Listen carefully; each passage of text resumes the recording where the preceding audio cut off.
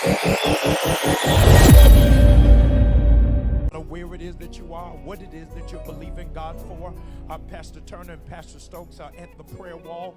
We want to come into agreement with you. What are you believing God is going to do before this month is over? I believe you can live cancer-free. I believe you are not going to be paid minimum wage. I believe, just like the testimony from earlier, all of your student loans are going to be paid off. I believe, just like our dear sister who wrote in, whoever has been missing shall be found. I believe God is going to turn the obstacles into opportunities. I need you to type it right now. I believe. That thing is resonating right where it is that I am. I hope that you feel it. This is our month for unusual faith.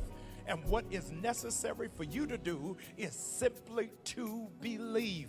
I need you to get it in your spirit. I need you to get it in your heart. I absolutely believe that the worst is behind and the best is yet to come. Do you know what I believe? I believe that God has plans for you to prosper and to be in good health. I believe that no weapon that is formed against you shall be able to prosper. I believe everything that was taken is going to be returned back to you 20, 40, 60, 80, 100-fold. I believe no matter how dark it is, it won't always be night. It's got to be a bright side, and it's coming while you're in this worship encounter. I believe that our worship experience is going to be a blessing to your friends and to your family. As a consequence, I want you to invite them right now electronically. I want you to be our digital missionary. I need you to text somebody. I need you to call somebody. I need you to please text somebody, call somebody. All I need you to do is call somebody, text somebody. That's all I'm asking you to do is text somebody and call somebody. Tell them we are live right now, and I believe what is happening at New Birth is going to be a blessing to your life. Something amazing is afoot, and I believe that God is going to shift some things for you to have an unfair advantage. That's what favor is, an unfair advantage. You don't know how great favor is until you are facing a disadvantage. A whole lot of thievery is taking place in America this week. We saw how it is that Senate and Congress could not come together to secure the vote. Here is the hypocrisy, is that every person who voted against it got there through voting. And John Lewis's Voter Rights Act was killed summarily this week in Washington, D.C. Do you know what that means? That they have axed out Sunday soul to the polls. They have made it illegal for people to bring you water while you're waiting in line. Made it illegal that nobody can bring you a chair even if you are elderly or sick. Have made it so right here in the state of Georgia that many polling stations in rural areas have closed, so people have to drive miles away. They voted against voting being a national holiday. That's what they did. But I'm telling you, when God is up to something, it doesn't matter what anybody else says or what anybody else has done. Our ancestors and our elders marched and sacrificed for our right to vote. And we are not going to stop until it is secured. They tried to steal it. But I'm telling you, there's always something that God does in restoration for that which is lost. Maybe you forgot that when Jesus was crucified, he was crucified next to a thief. And right on the other side of him was a robber. You can stand even when you know who took your stuff. You can stand even when you know who's guilty of trying to take your joy, trying to take your peace, and trying to take your sanity. God is going to add it back to you, and I'm believing he's going to do it this week. I read something that absolutely had me dizzy. It was about a robbery that took place in Milwaukee, Wisconsin. I don't know whether you heard about it. A 16-year-old was killed working at Burger King. Her and her coworker hatched an idea that they would, in fact, arrange for their dad to come through the drive-thru at 11 o'clock, just when they were getting ready to close, point a fake gun, and they hand over the money. they were planning a fake robbery. Little did they know that the manager of that Burger King in Milwaukee was already strapped. And he had no idea about this insidious plot. And so when the dads came around to steal from Burger King, he pulled out a real gun. Regrettably, the 16-year-old who worked there was killed when she was a part of the plot to steal. Can a man rob the King of Kings? Can a man rob God? They do it by stealing tithes and offerings. It will never benefit you taking from God. I was talking to one of my dear covenant brothers, Pastor Glasper, last night from Memphis, Tennessee. Here's what he said to me. He's never said, here's what Pastor Glasper said, he never said that there is a blessing for lenders. It's only a blessing for givers. He said, watch this, that lenders are just as stressed as takers because they got to keep up with who they loan the money to. But a giver, when they do it with pure hands, when they do it with a clear heart, they're never trying to track it down. It always comes back to them. Ladies and gentlemen, I am telling you, when you give to God, you ain't got to wait to see how it's going to come back. All you know is that when it comes back, it's going to be mightier and stronger than how it left your hand. My pastor used to always say, it'll leave your hand, but it will never leave your life. Can you do me a favor? Do an assessment of how much you owe God just for this week, not for your life, just for this week. Can you believe it? That every bed in Georgia is filled at the hospital, but you woke up in your own bed, breathing on your own? Can you believe it? That this is the highest unemployment that America has had in over 50 years. I don't care whether you like your job. I'm asking you, do you have one? Do you know how much food insecurity is taking place right now? And yet here you are in a pandemic gaining weight. That's the kind of favor that is on your life. God will bless you in ways that you do not know. I want you to come into covenant with me today. I want us giving because I can't steal from the God that gave me my life. I can't take away from the one who gives me clean air to breathe. I cannot praise him enough for making me COVID free. I'm thankful unto God that God has covered me and my family. I can't tell you how spoiled I am that both of my parents are alive and healthy. I cannot tell you how much God has blessed me that this year my family has not had one funeral. I'm not bragging, I'm testifying about how good our God is, whether you are a base or whether you are abound. I need you to do me a favor, please. I want every person to give, and I need you to do it right now. I want you to tithe, whether it's through PushPay, whether it's through Givelify, whether it's through Text to Give. I want you to give, knowing that God has been too good for me to have to negotiate what it is that I give to him. God says, if you bring your 10% into the storehouse, I'm telling you, it's coming back to your house, pressed down, shaken together, and running over. You can go to our secure website, wearenewbirth.org, go to Zelle. You can do it through Givelify, PushPay, but I just need you to do it because what nobody ever told you, giving is worship. Did you hear what I just said? Giving is worship. It ain't just clapping. It ain't just screaming. It ain't just dancing. But when I give to God, I'm giving God glory. I'm giving God honor. And I'm giving God praise. And so I am asking you right now, worship him through your giving. Praise him through your giving. Magnify him through your giving. Because if it had not been for the Lord on your side, for real, where would you be?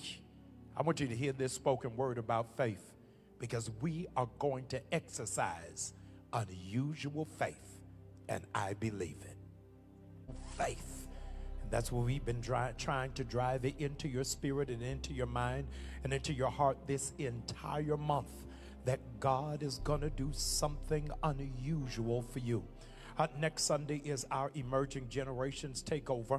Our young people, our millennials, our Gen Zs are taking over our worship encounter. I want you to be intentional to make sure your children, your grandchildren, your nieces, your nephews, your best friends' children are tuned in on next week. Truth of the matter is, they ought to be on every Sunday. But I really want to underscore the importance of what it is that we have in mind in our packaging and programming for our emerging generations on next Sunday. I'm grateful for all of you who are worshiping with us literally from around the world, from Germany, from Kenya, from South Africa, from the Ukraine, from South Carolina, from Mississippi, from Tennessee. Thank you so very much. New Birth is one church in two locations. We're in Stonecrest, Georgia, and we're everywhere else. And so wherever else it is that you find yourself, know that you are a part of our family. We are what the UN calls a global church, a global church. We're global while being local. We're global while being local. And to really accentuate that, I am so pleased to have with me in worship today, Barack Obama appointed Ambassador Susan Johnson Cook, an amazing, powerful, influential, global woman who has represented the body of Christ literally around the world. She's worshiping with us today. Give God some praise for Ambassador Cook, who is with us on today. Would you join me at Matthew's Gospel, chapter 8? Matthew, chapter 8, verse 8. Matthew 8, verse number 8. The centurion replied, "Lord, I don't deserve to have you come under my roof, but just say the word, and my servant will be healed." The centurion replied, "Lord, I don't deserve for you to come to my house, but if you'll just send your word, whoever is sick in the house will be restored." I want to preach for a little while today using as a subject, I can't find the remote. I can't find the remote. Would you type that on the screen if you've ever lived that, ever experienced that, ever had that happen to you? I can't find the remote. There's no greater trigger of trauma than coming home from a long day at work, plopping down into the couch in order to disengage with the intention of watching mindless hours of television, from Roku to Hulu to HBO Max, Disney Plus, Netflix. And then to your shriek and to your horror, you can't find the remote.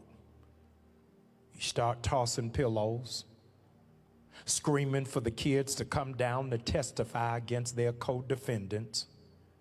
You start searching in places you know that you haven't been because you are trying to find the remote. Now, mind you, there are buttons on every television unit, but we have become so wedded to that handheld device that we act as if we cannot function without it. The gadget itself is designed to operate another device from a distance. It was constructed for the convenience of the utilizer, so that they can control, hear this, what is difficult for them to reach themselves. That's my thesis statement right there. The remote control was constructed to make it convenient for what it is hard for you to reach. The consumer points the remote, which sends the digital coded pulses of infrared radiation to the object of its focus. However, it is rendered ineffective if it is not pointed towards something that is receptive. In all actuality, I need you to hear this and hear this well. In all actuality, our faith is a remote control. Because in order for it to work, it's got to be pointed towards something. I've got to ask you, what is your faith pointed towards? There are all kinds of remotes. There's remotes, hear this, for garages. Why? Because you need something to open a bigger door than what you can manage. You can't lift the garage door yourself, so you need what? A remote. They're remote controls, hear this, for your AC unit. You need that remote. Why? Because you want to change how you feel. They're remotes are for cars because you want it to start before you get in it. There's remotes for beds because you want to change your position because you're not comfortable the way that you are. Most prominently, there are remotes for televisions. And the remote for the television, hear this, is because you want to change what you see. When you don't like what you see, what do? You use the remote. Its object, however, doesn't respond. If the object doesn't respond, it doesn't mean that the remote is broken. If the garage door doesn't open, if the AC doesn't change, if the television channel doesn't shift, it is not that the remote is broken, it is probably that the battery is dead. I have to ask you a critical question. What then is powering your faith? In Matthew chapter 9, the disciples tried to set a young man free from demonic possession, and they did it to no avail. Jesus came right behind them and was able to get it done, and the disciples were confounded and asked, how come it didn't work for them? He said, it's because your battery is dead. This can only happen with prayer and fasting. Maybe your faith isn't working because you ain't praying about what you believe. My dad used to always say, Bishop John Richard Bryant, little prayer brings little power. Some prayer brings some power. Much prayer brings much power. I need you to have that. Little prayer, little power. Some prayer, some power. Much prayer, much power. Are you praying about what you want? Or are you just worrying about it? Many of you have talked to everybody else, but you have failed to talk to God about what you are believing for. We sing together, we shout together, we dance together, but I want us to pray together. Lord, help me to see what I am believing. It's not just prayer. But if right now, while you're watching me, if you'll open the back of your remote, you'll notice that 9 times out of 10, a remote requires AA batteries. In order for you to have faith, you need a double portion. Elisha said to Elijah, his mentor and his pastor, I want double what it is that you have. I want that to rest on my life. And I speak to those of you who are tuned in on Facebook, YouTube, those of you who are watching the replay, I am declaring this year that you receive a double portion of what everybody in your family ever received. I don't want you to have just enough. I want you to have more than enough. I've been in Atlanta now. It's hard for me to believe. I've been in Atlanta now for 3 years. And I'll never forget, after it is that I moved here, all of my boxes came in and I started unpacking. I got frustrated because they put my televisions on the wall. I opened up the boxes, went through all of them, turned them upside down, and after my TVs had been stationed and placed in the appropriate place, I couldn't find the remotes. How was I going to work the TV without the remote? Went to my neighborhood Best Buy. I shared with them my predicament and my plight, that I got TVs but don't have a remote. I left them somewhere in Baltimore, but I ain't got time to go all the way back there to get it. I don't even remember the model number. I said, Pastor Brown, don't even worry about it. There's something new out that we want to give to you today. It's called a universal remote. The universal remote, hear this, it don't even matter what the maker is. It doesn't even have to match. It doesn't even have to be produced the same year. The universal remote will make everything in your house respond. I need you to understand that when you have the universal remote, you don't need a whole bunch of other ones. You just need that one. Your faith has got to be a universal remote. That I'm not believing God for just one thing, but I need God to handle and respond to several things. Whatever you ask for in his name, it shall be done. He didn't say just for that one area. I'm going to stretch the bandwidth of your belief system. I want you to type down what you are believing God for. And hear this, I want it to be more than just one thing. Don't ask God for just one as if two things is going to burden him. As if three things is going to stress God out. As if four things is too overwhelming for heaven. God says your faith is a universal remote. Many of you, you can't find the remote. Hear this. Because faith demands that you give up control. Say that again, Pastor. Faith demands you give up control. Faith is an unconscionable proposition. Why? Because it forces you not to be in charge. Many of you do not have faith because you think you are God's partner. You think he needs your buy-in, and you really think you can micromanage the master. When you have faith, you can't dictate how it's going to turn out. When you have faith, you can't even say when it is going to happen.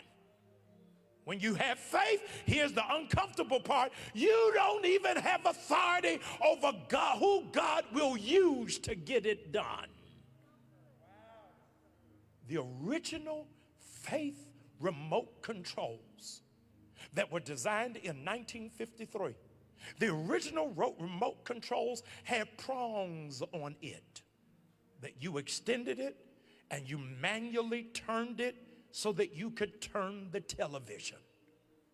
Remote controls did not take on popularity, here it is, until the 1970s when they became stringless, when it wasn't connected to anything. Your faith has got to be at a place, I trust you with no strings attached. I trust you, here it is, even if it doesn't go my way. Shadrach, Meshach, and Abednego said that our God is able. And even if he doesn't do it, he's still able. I need to know, how is your faith set up? Do you believe God on the contingency of what you want? What if what you want is not what God wants for you? Do you have faith? If in fact they never come out of hospice, will you keep faith? If you never move out of that apartment, will you keep the faith? If your child got to do the full prison sentence, will you keep the faith? If the stuff that was on your credit report stays, I've got to trust God when I can't control it and I can't keep my hands on it. Isn't it amazing that faith requires you to lift your hands up, saying, not my will, but your will be done. Faith is what it is that Jesus had to say while hanging on the cross. Into thy hands I commend my spirit. Why? Because my hands got a nail in it. Can you trust him when you can't touch it? Can you trust him when you can't handle it? Can you trust him when it's too big for you to manipulate? That's real faith. I've been echoing all month long. Now faith is the substance of things hoped for. It's the evidence of things not seen. I want you, because you're in your living room, I need you right now, whatever it is that you do, pick up that remote. Turn up the volume on it. I got to show you something. Turn up the volume on your remote. You're going to see something happen that you never even paid attention to. When you pointed that remote towards the television, here it is, and the volume increased. Infrared signals came out of the remote and connected to your television. And your eyes never saw the infrared rays, but you saw the results. So when we talk about what eyes cannot see, it is God having control, and I can't even see how he did it. Helen Keller said, the only thing worse than being blind is not having vision. It should not be lost on you today that the most common miracle that Jesus ever performed was helping blind people regain their sight. He did that more than any other miracle. Dr. Martin Luther King Jr. often would say, faith is taking the first step when you can't see the staircase. Our late apostle, Bishop Long, used to always say, watch this! And he said it before he spoke it. Sometimes God is saying, watch this, and you don't even know what he's getting ready to show you. Watch this! How it is I'm going to make the crooked places straight. Watch this! How your blood pressure is going to be regulated. Watch this! How I'm going to make your enemies your footstools.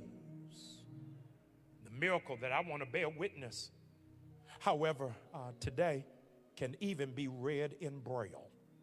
It's in Matthew chapter 8. And in Matthew chapter 8, a soldier runs up on the master. And when he runs up on the master, he says to him, I have got a servant at home who is paralyzed and they are in great pain. Maybe y'all just missed that. He says to Jesus, I have a servant at home who is paralyzed and in great pain. Y'all are slow class. Let me see if I can help you. I got a servant at home who is paralyzed and in great pain. Y'all got to forgive me. All I got is the Bible. I need you to see what happens. When you are paralyzed, you lose feeling. So how has he lost feeling and feeling pain? Because when you lose feeling, it's painful. I need to know how it is that you're sitting there with the full dexterity of your limbs, but you act like you don't feel nothing. It don't matter.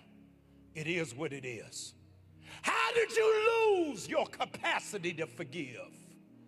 How have you not given yourself permission to be happy? How do you talk yourself out of every good thing as if it's too good to be true? You are paralyzed and you are in pain. What is amazing is that this man in this text says, Jesus, I need you to come for somebody who is in my house, who is in pain and they cannot move. And maybe they cannot move because they're in pain. I want you to come into faith today for somebody who is stuck. somebody who is not getting any traction, somebody who is not making any progress, somebody who keeps going backwards as opposed to moving forward, and they are in pain because of their position and their plight. And all the more, what I need you to see is that this soldier is having faith. Here it is, and he doesn't need it for himself. He needs it for somebody else. What is your level of selflessness? I want you to come into faith for somebody who is going through. Whoever it is right now, I want you to type their name on the screen. I'm in faith for them because I don't know what they're going through. I don't know how they must feel. I'm in faith for them. I'm in faith right now for Regina King. I don't know what it's like to lose a child to suicide. I'm in faith for them. I'm in faith for somebody right now who ain't even speaking to their child. I'm in faith for them, for somebody who has not been able to get past what has happened to you. I am in faith for them. I'm in faith that you ain't going to be on medication for the rest of your life. I'm in faith for you that the hip replacement and the knee replacement will be unnecessary. I am in faith for you that you are not going to have to be on the organ donor list. I am in faith for you that whatever it is that you are asking God for, it is going to happen. And I need you to hear what Jesus says in response to him. Do you want me to come to the house? Do you want me to come to the house and heal them? I think I just lost you. I'm looking to stretch your faith because I want to know how many of you believe God is on the way to the house of somebody who is afflicted. God is on his way to their area. Wherever you are in this room, wherever you are watching online, would you just speak your own zip code right now? I want you to type your zip code right now. I want you to type your zip code right now, because I declare and decree that 100,000 angels are en route to the house of somebody who needs angelic intervention. God is getting ready to move on your behalf, not because of them, but because of your faith. God said, do you want me to go to the house? Do you want me to go to the house where the alcoholic is asleep on the couch and never made it to the bed? Do you want me to go to the house and intervene on behalf of that child that is traumatized because they're seeing their mother being beaten to a pulp of a life? Do you want me to go to the house where incest and molestation is taking place? Do you want me to go to the house for those who are burnt out being a caregiver? Do you want me to go to the house for those that can't afford physical therapy? Do you want me to go to the house of those that are getting ready to be evicted? Do you want me to go to the house for that man that is struggling with PTSD? Do you want me to go to the house for that boy that is secretly on drugs? Do you want me to go to the house for that husband that is addicted to pornography? I'm headed to the house. The Lord says, I am. Do you want me to come to the house? And I need you to hear what that servant said. Says, I am not worthy for you to come under my roof. And nobody ever told us that in our text today is the first sighting of a remote control. He said, you ain't gotta go. Just send your word. And when you send your word, healing is getting ready to happen. Can you believe the audacity to tell God you ain't got to go? Just point in my direction. It ain't my mother. It ain't my father. It's me, oh Lord. And I'm standing in the need of prayer. I need you right where you are to just point in any direction, because a remote cannot work if it is not focused on anything. I'm pointing my remote to the U.S. Capitol, to those who are trying to stop the John Lewis voting rights bill. I'm pointing my remote to seniors who are dying at an inequitable way of COVID, the vaccine. I am pointing my remote to sub-Saharan African countries who don't have access to it without the whole nation going into debt. I'm pointing my remote to the Republicans who are trying to use filibusters to disrupt democracy and liberty and justice for all. I'm pointing it at the inspector of your house so that you will not lose value in your home. I'm pointing it at the doctor who said you cannot survive it. I'm pointing it at your credit report because this year you will be a homeowner. I'm pointing it to the child's report card because before the year's over, they will be on an honor roll. I gotta ask you, whose report will you believe? I will believe in the report of the Lord. You've been pointing at everything else, but I need you to point the remote at yourself and say, create in me a clean heart, oh God, and renew a right spirit within me. And the Lord said something that I needed you to hear this morning. It will be done just as you believed. I need somebody, this is your declaration of faith. It will be done. I need to hear somebody declare that out loud. It will be done. Come on, your faith has got to raise the volume. It will be done.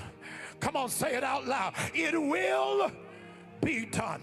As it is in heaven, so shall it be in the earth. It will be done. Whatsoever you loose in heaven shall be loose in the earth. It will be done. Your faith is your remote. And the remote doesn't work unless you point it at something that you want to see change. I don't need you to scurry around your house. I got good news for you. I found my remote. Because I found my remote, God told me to tell you He's getting ready to change what you've been looking at. Whatever it is you've been seeing for the last 22 months, God said, point your remote and watch me start shifting stuff. You don't believe it because you ain't ever been there? You ever seen a family with no food? And that might be your family. But this is your last season standing in line at the king's table. Because you get ready to go from being a recipient to being a servant. All God is asking you to do is change what you've been looking at. Have you ever seen an eviction notice? You can only see an eviction notice if you're paying rent to somebody. But God said you are going from being a renter to being an owner. Have you ever had a family member in jail? God says, I'm getting ready to shift them, that they're coming out of jail and they're going to live in the prophetic witness that I have spoken over their life. Have you ever been to court? God says, I'm getting ready to speak your name in the courtroom, that you are coming out as more than a conqueror. Have you ever had anybody that's been sick in the hospital? God said they shall not die, but they shall live to see the salvation of the Lord. You got to point your remote at a grandmother that's sick, that a daughter that's dying, a father that won't get out of bed, a friend that has given up hope. Have you been in the last 22 months to a graveside and you're sick of funerals? I don't want another family member die dying of cancer, dying of strokes, dying of diabetes. God said, if you don't like what you've been looking at, take your faith that is powered by your prayer, point it at the situation, and turn the channel just one last time. Because when you turn it, you're going to see one last sign. And the sign reads, and you shall live happily ever after. The joy of the Lord is my strength, and the strength of the Lord is my joy. I've never seen the righteous forsaken or his seed begging for bread. I dare you to look at whoever's in your living room and tell them, I see you in your future, and you're already looking better, better, better, better than you ever been. For today will be the best day of your life. Change the channel. I once was lost, but now I'm found. I once was blind, but now I see. Through it all, I learned to trust in Jesus, and I learned to trust in God. The last time they saw you, you were broke, busted, and disgusted. But how you like me now? I'm in the best season of my life. How did you do it? I changed the channel. I'm stronger, I'm better, I'm wiser, and I never would have made it, but I didn't like what I see. So I said, like the blind man, touch me again. I dare somebody to lay hands on yourself and shout out loud, touch me again. Touch me from the top of my head to the sole of my feet.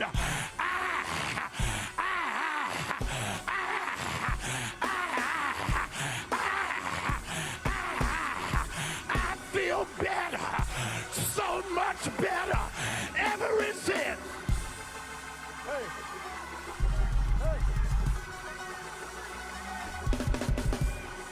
Change the channel on your faith system.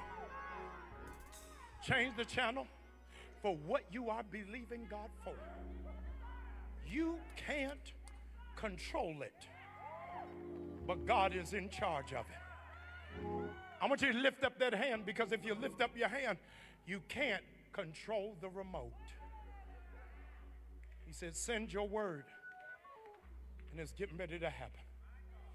The word is being sent forth to your house today, and to the house of whoever you care about, the house of whoever it is that you love. Here's what's amazing. You ain't even got to go over there.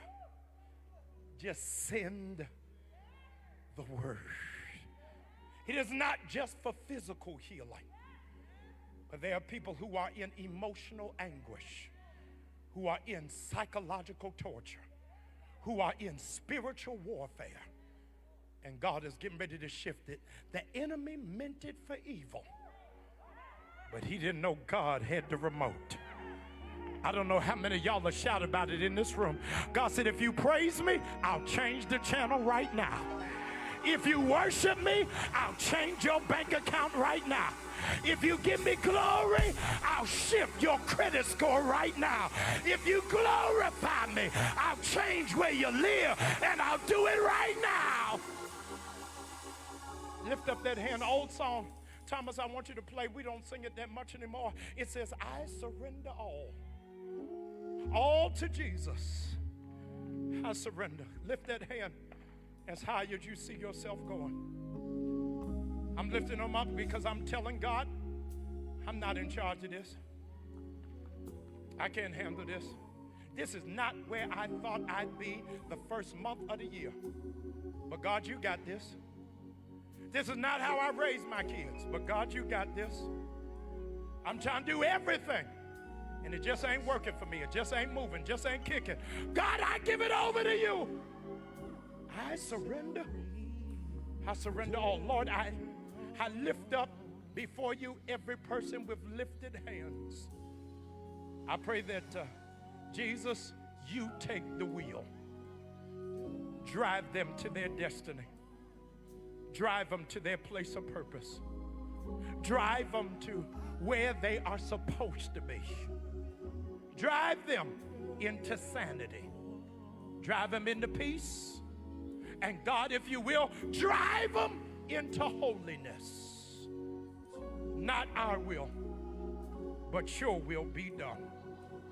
And those of you who are prepared to surrender your issues to the Master, would you give God praise for it right now? I said, would you give him praise if you're prepared to surrender it? I'm going to open the doors of the church. Isn't it amazing how much faith you got to have to join a church that's in a city you don't live in? How much faith is that going to require for you to be under a pastor whose hand you have never shaken? Can you imagine that God is calling you? You ain't going to believe it. To join a church remotely. Can you believe that God has so conspired for your breakthrough? That God has this kind of self-confidence. He says, I'm going to heal you. Even when you ain't in his house, he'll send the healing to your house. I'm believing that the hand of God is resting prominently on your circumstance, on your situation, and on your life. I implore you, by everything that is in me, you need to let go and let God. You need to join this church. You need to become a partner. You need to be where it is that you can be led and you can be fed. I'm telling you, after today, you ain't ever going to look at that remote control the same. Because you realize whatever it is that I need God to do, I can't reach it myself. The prescription for all of us is if you just confess with your mouth, if you believe in your heart, it is by that rubric that you shall be saved. Here's how convenient it is. You ain't even got to walk down here. You ain't got to worry about people looking at you. You don't have to worry about people judging you. You can do it right there from your own home. I want you to believe God for it. I want you to trust God for it. Because I believe that he can. I believe that he will. 7 is the number of completion. And that's what I've been feeling in my spirit over the last 4 days, that God is getting ready to end some things. He's getting ready to give you closure, getting ready to give you finality. I'm going to challenge every person that can, if you can hear my voice. I want you to come right now. I want you to sow a seed of $77. I need you to do it right now. Saying, God, this is the end of me being blind.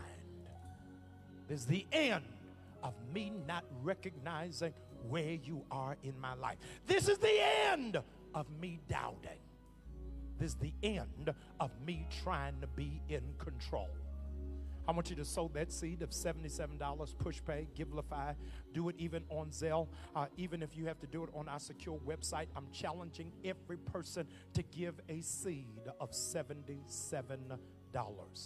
I'm going to thank you on last week on how it is that you tied in to what it is that God was doing because of your graciousness. On your behalf, New Birth, we sent Reverend Jesse Lewis Jackson and Rainbow Push $10,000 on this week. And I'm thankful that you gave tangible evidence that you believe in the work of the struggle, but you also trust your church to do it. I want you to give that seed of 77. I want you to do it right now. I want you all week long to keep reciting Hebrews 11:1. Now, faith is the substance of things hoped for. Here it is. It's the evidence of things I cannot see. Make sure that you're a part of it. If there's something you need God to help you see, I need you to send it into our intercessors right now at prayer@newbirth.org. Prayer@newbirth.org. God is going to help you to see some things. Hear this, not just about your situation, but you're going to see some things about yourself. I want you to know your pastor loves you. I'm praying for you, and I can't wait to hear your testimony after you drop the remote and let God take control. Stay tuned so you can find out everything